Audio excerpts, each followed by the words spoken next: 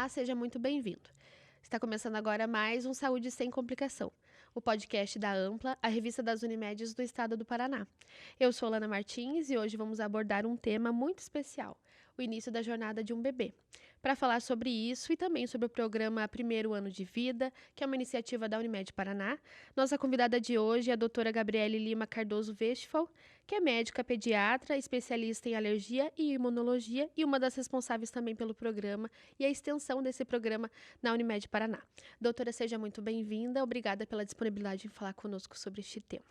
Eu que agradeço o convite, a oportunidade de vir até aqui conversar um pouquinho sobre esse tema tão relevante, tão importante, que é esse primeiro ano de vida da criança e como nós, profissionais da área da saúde, podemos ajudar os cuidadores, os pais nesse processo. Para a gente começar, vamos falando já sobre o que é o programa, né? O que se espera dessa iniciativa, de que maneira ele atua com os pais e também com as crianças. Então, assim, quando a gente entende a saúde como algo mais amplo, né, não apenas o cuidar da doença, o diagnosticar, a gente entra num universo um pouco diferente na nossa abordagem como profissionais da área da saúde. Então, o programa ele nasce justamente com essa perspectiva, uma perspectiva de prevenção. Então, de promoção da saúde, através da educação, através do conhecimento.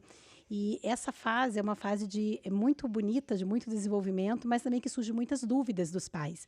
E você ter acesso a essas informações de forma confiável, informações científicas, mas passadas de forma didática, isso ajuda bastante os pais nesse primeiro momento de acolher essa criança que chega, né, da maternidade e passa por esse processo aí do primeiro aninho de vida. Porque é tudo novo, né? Um processo Sim. tudo novo. Existe também um conceito que a doutora estava até comentando com a gente no começo aqui, né? Dos primeiros 1000 dias de vida, né? Como que funciona esse conceito? O que ele diz? De que maneira ele atua também para que pais e cuidadores tenham mais informações e para o desenvolvimento da criança, né, nos primeiros anos de vida dela. Sim, então alguns estudos eles trazem esse período de vida como os primeiros 1000 dias de vida do bebê. Esses primeiros 1000 dias de vida, eles na verdade eles iniciam na fase da gestação. Então ele compreende desde a gestação até o término do segundo ano de vida. Então, esse é um período que é um período muito importante para o desenvolvimento da criança, porque é um período de grandes transformações. Se a gente imaginar que eu tenho ali a formação da criança intrauterina, né? Depois eu tenho o período neonatal, e daí já o primeiro e segundo ano de vida. Então, justamente é um período de muitas aquisições, de muitas mudanças, né? Tanto na parte física, cognitiva, social. Então, o programa ele está inserido nesse contexto dos primeiros 1000 dias de vida da criança, né? No caso do primeiro ano, então de 0 a 12 meses, e porque a gente entende que esse período é uma janela de oportunidade, em que eu consigo fazer essa promoção da saúde, eu consigo fazer intervenções precoces. Então, ele entra justamente com essa demanda e com essa abordagem da educação em saúde nesse momento da vida, que é tão importante e que a gente sabe que as ações em saúde elas determinam tanto o prognóstico da criança. Doutora, a gente sabe que o período é diferente para cada família, né? Mas eu queria saber como que eles enxergam, né? Como que é a perspectiva dos pais quando são abordados, ou de que maneira que eles chegam também até o programa, mas como que é essa visão, se é positiva, como é que eles enxergam esse programa? Então, assim, os pais ficam muito gratos por essa abordagem, porque eles, além deles terem um suporte, né, do profissional de saúde, transmitindo informações, conhecimento, né, e eles também não se sentem sozinhos, né. É muito desafiador essa fase, né. Sim. Independente dos contextos, digamos, né, familiar, né, que a criança está inserida, né.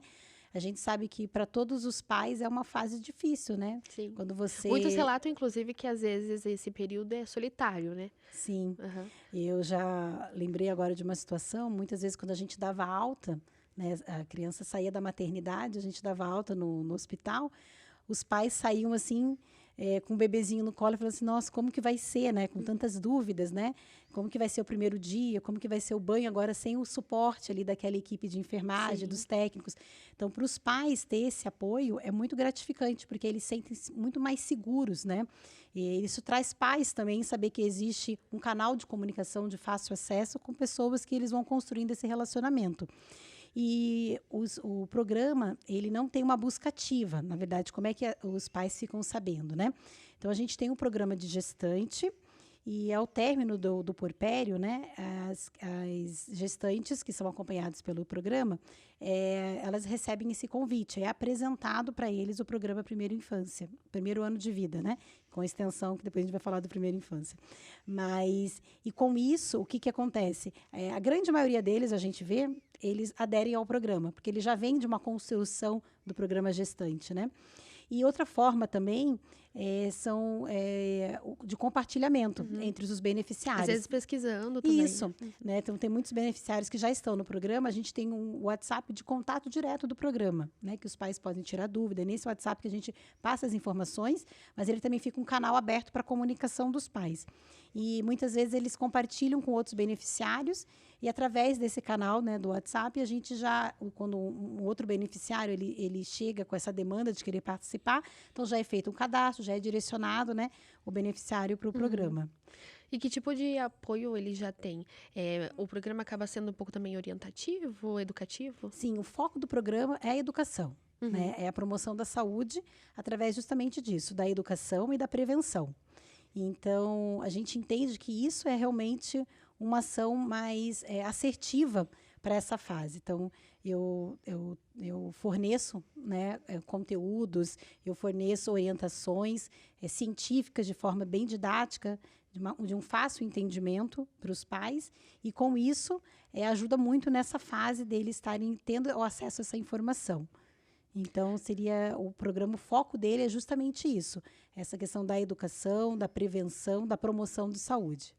Você acredita, então, que nesse período ali, essa educação em saúde, ela, por trazer mais segurança, seria o grande benefício até do programa? Sim, com certeza, porque a gente abre um canal de uma comunicação muito efetiva.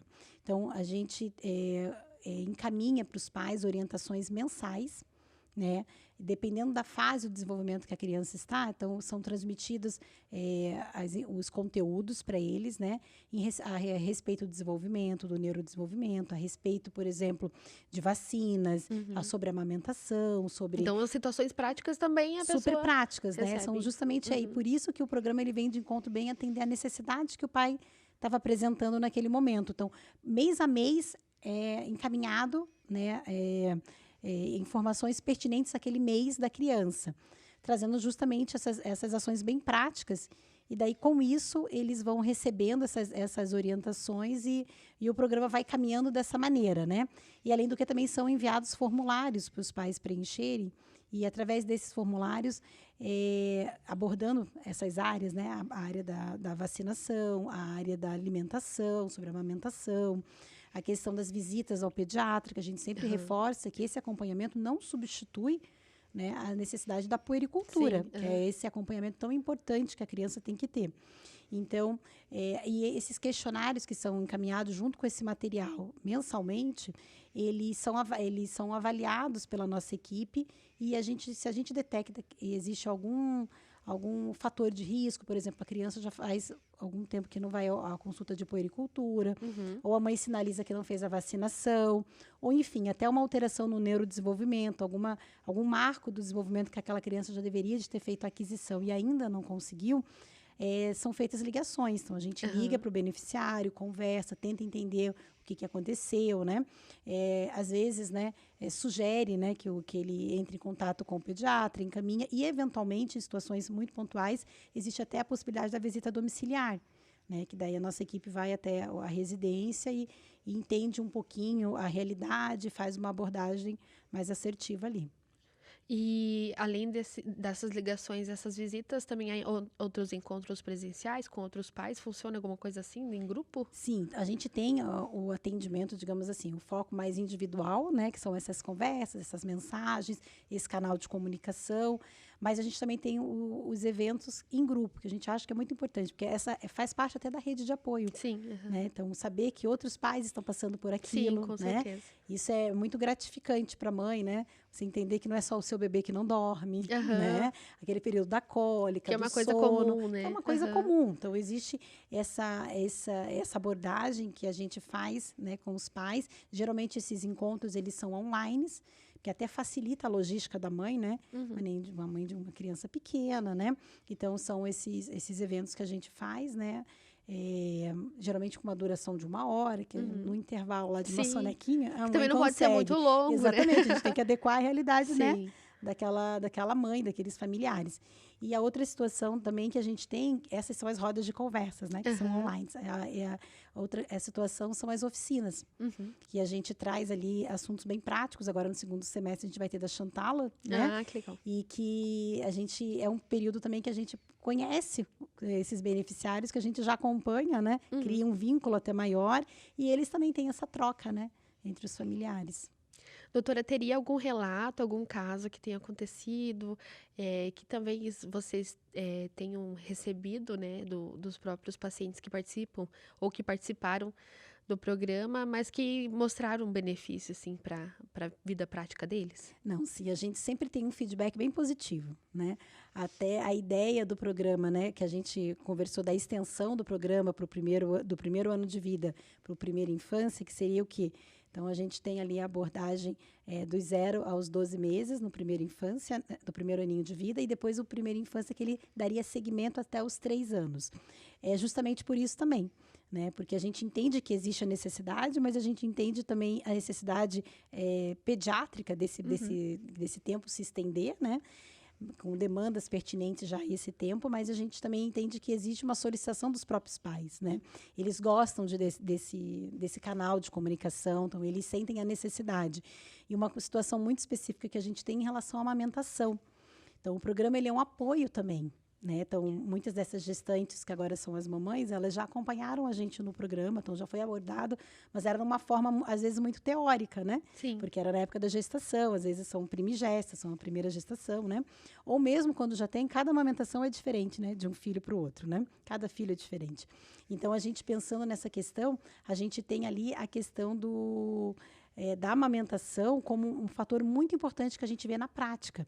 Hoje, por exemplo, a gente tem uma dificuldade em manter a amamentação exclusiva até o 6º mês, principalmente naquele período que a mulher ela volta para o mercado de trabalho. Sim. Então, a gente sabe que a licença maternidade hoje, na maioria, né, das pessoas, das mulheres, é até o 4º mês. Às vezes, consegue estender até o 5º mês, né? Mas a gente entende que a amamentação, o aconselhável, o aleitamento materno exclusivo, seja até o 6º mês. Então, a gente tem ali um período que a mulher, né, a mãe, precisa voltar à sua jornada de trabalho, mas ela tem ainda as demandas e ela quer amamentar. Sim, né? e nem Uma todo mundo escolha. consegue, às vezes, esgotar, né? Fazer todo o processo Isso. de E o programa ele congelar. traz coisas bem práticas, assim, Sim. né? Do mesmo modo que a gente traz coisas práticas relacionadas com a saúde da criança, também relacionadas com essa parte da amamentação. Então, como exatamente isso, como esgotar, como armazenar o leite, né? Como que o cuidador que vai ficar com a criança deve agir nesse período que a mãe está fora. Sim. Né? E com isso a gente obtém dados muito relevantes. Então, hoje, a gente tem uma meta do Ministério da Saúde, que o aleitamento materno exclusivo, né? Ou seja, até o 6º mês, ele tem uma taxa de 50% dessas mães, né? Só que a gente vê no nosso programa que 65% das mães, elas conseguem manter o aleitamento materno exclusivo até o 6º mês, e grande parte delas voltando ao trabalho, ao mercado de trabalho. Então, e elas mesmo trazem esse retorno para a gente da importância do programa nesse momento, que foi um suporte para ela, porque muitas vezes ela não tem, né? Sim. As consultas são mais focadas na criança, a consulta pediátrica, e ali a gente consegue trazer estratégias práticas para a mãe conseguir. Então, isso é um feedback bem legal, assim, porque a gente superou a meta do Ministério da Saúde. Sim, e isso demonstra também a efetividade, né, de uma jornada ali que tá com informação, né, que é informação relevante. Porque Sim. muitas vezes a pessoa não consegue levar a amamentação até ali a meta, mas justamente porque não tem essas informações de qualidade, assim, Sim. né? Com certeza. E a doutora comentou ali, né, durante a sua fala, sobre a extensão desse programa, né? Como que vai funcionar, né? A partir de quando que as beneficiárias podem ter acesso a esse novo programa da Unimed? Então, assim, a gente entende a saúde da criança, né, a promoção dessa saúde da criança como uma linha de cuidado, né? E essa linha de cuidado na infância, ela começa, na verdade, na gestação. Então, a gente tem ali o programa gestante. Aí, ela efetivamente, com a criança, né, quando ela nasce, no programa primeiro ano de vida, né? E nesse programa que vai até os 12 meses. E depois a gente tem agora a extensão, começou a partir de maio já, né? Então é uma novidade que a gente traz, que é o programa ali Primeira Infância. Né? Então, como é que funciona? Né? Do mesmo modo que a gente consegue criar um link entre o da gestante e o primeiro ano de vida, né? Por serem pessoas que a maioria delas já conhece, né, a efetividade do programa, já tem aquele vínculo. Quando termina ali o programa, é próximo a terminar, né, ao último contato que é feito com 12 meses, né, é apresentado o programa, né, agora é o Primeira Infância, e explicando para os pais do que se trata, né, e vendo se eles querem continuar vinculados, né, ir para esse programa, né, que ele tem um foco um pouquinho diferente. Então, o foco do programa Primeiro Ano de Vida é um foco muito educacional, mas pensando assim nas necessidades mais básicas do bebezinho. Então, a gente tem a questão do sono, a questão da higiene, a questão da amamentação, da introdução alimentar. Então, essas questões do desenvolvimento, dos marcos de desenvolvimento também são abordados, a questão da vacinação. E quando a gente sai desse primeiro aninho de vida e a gente entra no programa agora, Primeira Infância, a gente tem uma abordagem também sobre esses assuntos, mas a gente vê que a mãe já está mais familiarizada com isso, né? E a gente dá uma ênfase maior no neurodesenvolvimento, né? A gente sabe hoje que existe uma grande demanda, né, dessas questões. Então, a gente traz um olhar um pouco preventivo sobre tudo isso, né? Então, trazendo as informações para as mães, continuando acompanhando essas crianças, para que se ocorre algum sinal de alerta, como é que é feito? Então, a gente detecta que existe algum marco de desenvolvimento a partir dos 12 meses, né? Que a criança deveria de adquirir, né? Também naqueles intervalos que a gente vai avaliando a criança, que são, no caso, a cada 3 meses que são enviados questionários para a gente estar avaliando os marcos, as aquisições que a criança está apresentando.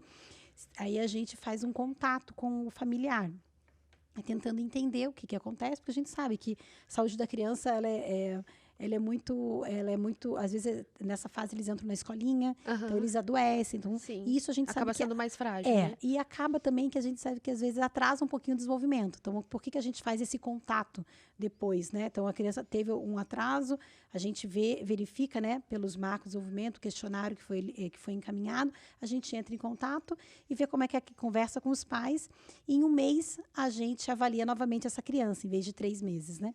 E daí, se houver realmente a persistência de alguma alteração, que a gente detecte realmente que começa a caracterizar, digamos, um sinal de alerta, aí essa criança ela é encaminhada, né, para o Núcleo de Terapias Especiais, que é um serviço da Unimed Federação, que faz essa abordagem também. Sim. E até juntando um pouquinho o que você comentou ali sobre os marcos de desenvolvimento, juntando um pouquinho de teoria, um pouco de prática também, quais seriam os principais marcos de desenvolvimento ali do primeiro ano da criança? Então, assim, quando a gente fala em desenvolvimento da criança, a gente tem que pensar em áreas do desenvolvimento, né? A gente tem o desenvolvimento motor, a gente tem o desenvolvimento da fala, a gente tem o desenvolvimento cognitivo, o socioemocional, né? Então, a gente tem essas abordagens do desenvolvimento da criança e a gente avalia eles por períodos. Então, normalmente, como é que é feito? Então, a gente, até na carteirinha, né, da criança de vacina, se a gente for ver, justamente essa abordagem que a gente faz, que é sugerida também pela Sociedade de Pediatria. Então, como é que faz? O período seria do 0 aos 3 meses, né? Que é esperado o desenvolvimento, daí a gente vai avaliar nessas áreas que eu comentei, dos 3 meses aos 6 meses, depois dos 6 meses aos 9 meses, depois dos 9 meses aos 12 meses. E como é que é feito essas questões? Então, assim, quando a criança tem 3 meses, do 0 aos 3 meses, é uma criança muito pequenininha ainda, né? Então, a gente consegue avaliar já algumas situações, mas que a gente sabe que a criança ela vai evoluindo, né? Sim. Então, a criança, nesse período, uma coisa muito importante os pais observarem é a sustentação cefálica. Então, a criança que tem eles nascem com o pescocinho molinho, né? Né? Às vezes até é difícil, eles são mais molinhos, né? Mas à medida como eles vão chegando perto lá do terceiro mês, o pescocinho, né, a região cervical, ela já vai ficando mais fortalecida, né? Então, isso é uma situação que a gente começa a perceber. Então, a criança, ela já começa com a sustentação cefálica, a criança, ela começa a fixar o olhar nesse período, acompanhar, os objetos. Então, às vezes a mãe passa, a criança mexe o olhinho, ela já está conseguindo ver, né? Ela já consegue acompanhar os objetos.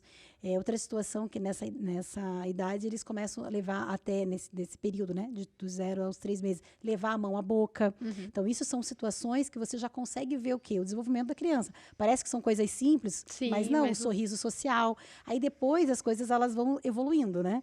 Então, a gente tem ali do 3º ao 6º mês. Aí a criança, ela começa a fazer o quê? Ter a sustentação do tronco, inicialmente com apoio. Então, é a criança que senta com apoio. Então, ela começa com a sustentação cefálica, vai para a sustentação do tronco parcial. Então, ela precisa sentar com apoio.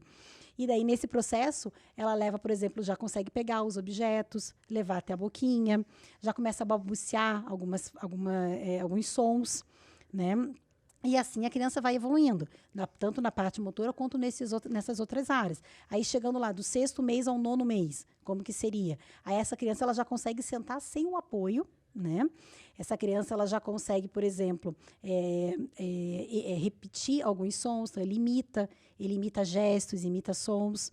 Né? Ele estranha pessoas, ele gosta de estar com familiares, aquele momento que quando você passa por colo, a criança chora. Então, do 6º mês ao 9º mês, a criança já começa essas questões. E é uma idade muito bonitinha, porque é a idade que a gente começa a ter essa interação maior, né? Então, por exemplo, a gente mostra para eles um som de um bichinho, ele já começa a fazer. Ou um gesto que o bichinho faz, ou um gesto, dormir, ele põe a mãozinha no rosto, né? Então, a gente entende que essa parte já é toda uma questão do desenvolvimento todo de forma completa da criança. Chegando do 9º no período, né, do 9º ao 12 meses, né, aí a gente tem o quê? A gente tem as maiores aquisições, né, que daí a gente tem o engatinhar, o andar, a fala das primeiras palavras, né, eles começando a querer a interação social, você chama pelo nome, eles já entendem, eles já localizam. Então, a gente consegue perceber que realmente é uma evolução, né, em todas essas áreas, e à medida que uma criança ela vai passando por esses períodos, essas aquisições elas têm que acontecer, respeitando o desenvolvimento de cada criança. Isso não é para gerar uma ansiedade, uma expectativa sobre os pais nesse processo, né? Por isso que ele não é avaliado mês a mês, a gente tem um intervalo. Né? Porque daí para dar tempo até. Para dar tempo, porque cada criança tem seu tempo, mas Sim. a gente também tem que respeitar que as coisas aconteçam dentro do intervalo. Senão isso começa a sinalizar, não sei que a criança tem algum problema, sinalizar algum atraso. A gente vai ver em que área existe esse atraso. É um atraso mais na fala, é um atraso motor, é um atraso, às vezes, uma alteração, né? Mais cognitiva. E às vezes até uma causa, às vezes ambiental, né? Isso. E a gente comentou, às vezes, uma questão de estímulo que está faltando. Daí entra de novo o programa sendo importante na promoção da saúde, Sim, passando informações. entender, E é né? justamente isso, quando a gente faz aquele contato, né? Por isso que a gente já não encaminha para um serviço especializado de terapias. A gente faz esse contato justamente para passar essas informações, entender, às vezes, uma criança que ficou muito doente naquele período, né? Realmente, foi difícil para aquela criança. Então, ele parou, deu uma estagnada, às vezes, no desenvolvimento, melhora dos quadros infecciosos, a criança continua ali, ela volta, digamos, para os processos de aquisição que ela apresenta, que ela tem que apresentar. Então, a gente não pode já rotular aquela criança, né? E é a questão da estimulação, que a gente sempre aborda para os pais, né? Que isso é muito importante, né? Trazer a criança para brincar, né? Aí a gente entra na questão da situação das telas, que hoje em dia é uma situação muito complicada, né? Então, justamente, a gente também, como programa, né? Sempre passa essas informações para o pai, de estar estimulando a criança, né? Em cada fase, de acordo com o que eles precisam, que eles correspondem, né? Doutora, para a gente finalizar também, né? Caminhando para a finalização desse programa, eu queria que você indicasse, né, algum livro, alguma literatura, não sei se você teria alguma indicação. Tem vários, né? Mas um livro que eu gosto bastante é O Cérebro da Criança. Por quê? Porque ele é um livro que ele fala justamente sobre isso, sobre o neurodesenvolvimento. Então, o autor é um psiquiatra infantil e uma psicoterapeuta. Então, através disso, eles mostram como que ocorre o desenvolvimento do cérebro da criança e em todas as áreas, que são essas áreas que a gente estava conversando, né? Que a criança vai se desenvolvendo. E como que, entendendo essa neurociência, como que os pais podem estimular os seus filhos de uma maneira mais integral. Porque não estimular só o cognitivo sem estimular as emoções, né? Ou estimular o motor, enfim, para que tudo esteja caminhando junto. Então, esse livro é bem, bem interessante, essa literatura, porque ela traz uma informação científica e prática para os pais. Tá certo, então. Para quem tiver interesse de conhecer também os programas da Unimed, especialmente esses dois que a gente comentou hoje, como que a pessoa pode entrar em contato? Existe algum canal que eles possam procurar? Sim, então no site da Unimed Paraná existe um campo ali que fala sobre os programas. Então, acessando ali, a gente tem o quê? Uma lista de todos os programas que existem, né? Existe o programa Primeiro Ano, né? Então, o Primeiro Ano de Vida, esse é o programa que a gente conversou, esse é o programa que você entrando ali no site, você já consegue fazer um cadastro que vai pedir os dados da criança e vai pedir também um contato. Então, esse contato vai ser o canal de comunicação. Então, chegando esse formulário preenchido pelos pais, a nossa equipe, né, vai acolher essa família, vai mostrar, vai explicar sobre o programa, né? E outra situação também no próprio site, a gente tem também um número, na verdade, e esse número, ele vai falar também sobre todos os programas, ele vai elencar ali os programas, né? Então, você pode entrar nesse número, que é um WhatsApp, e daí vai selecionar a opção do programa Primeiro Ano, né? E daí, com isso, também já automaticamente você é direcionado para o WhatsApp do nosso programa e a gente entra em contato. Legal. Dessa maneira. Então tá certo. Doutora, muito obrigada, né, pelo compartilhamento dessas informações, explicar tão bem também o programa, os programas, né, que a Unimed Sim. oferece hoje para quem tem bebês e também para quem tem criança, né? Agradeço a disponibilidade e o teu tempo por estar aqui com a gente hoje. Obrigada a você, né, pela oportunidade de falar um pouquinho sobre o que a gente trabalha e divulgar isso e mostrar como que esse período ele não precisa, a gente não precisa passar sozinho, né? Que a gente tem um apoio e a gente como programa quer ser esse braço estendido para os pais. E vou aproveitar já esse momento, porque com certeza a gente vai ter outros encontros com a doutora aqui, até para falar sobre alergias, né? Eu sei que a doutora tem aí toda essa bagagem para trazer essas informações, e é um assunto que também acaba sendo muito procurado, especialmente agora na época época do ano. De inverno. Então tá certo, muito obrigada. E agradeço também a tua presença aqui com a gente hoje, a tua companhia. Essas e outras referências com certeza vão estar no nosso site, no site da Revista Ampla, no canal no YouTube e também no Spotify. Até mais e obrigada pela companhia.